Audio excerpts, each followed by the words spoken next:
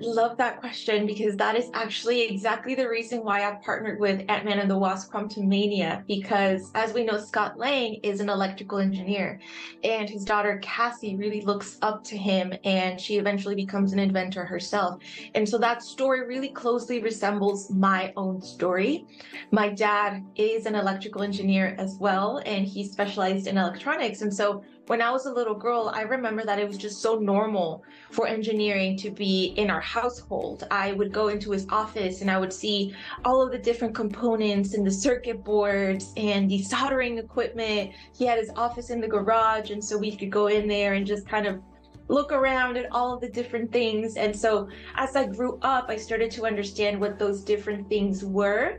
But I'm really lucky that I had that exposure since I was a very little girl, because who knows whether this would be the career that I would have even known about, if I would have even known that it existed if it wasn't for that exposure as a child.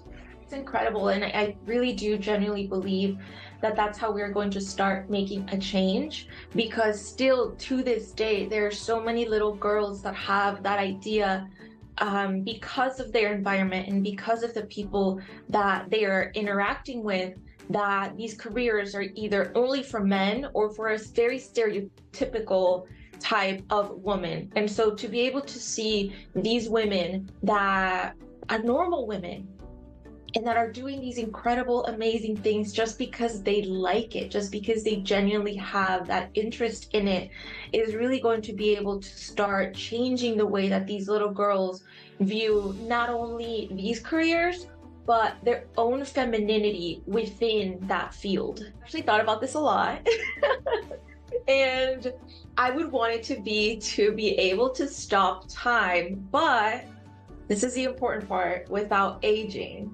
Because I saw a story a long time ago, I don't even remember where I saw it, but it was about this boy who had that superpower. He could stop time, but he would do it so much that he didn't realize he was aging himself, because he was still growing older when the time stopped for everyone else. So all of his friends are like 18 years old and he's already a 40-year-old man. So that is an important part of that superpower. And Latinas, I really just want you to know that you can do whatever it is you want. It is so important to be able to make that choice and to always be true to ourselves, because people are always going to have opinions about what it is we should do with our life, whether that be, unfortunately, sometimes people that are very, very close to us, such as our family or very close friends or teachers or just people in general that are around us.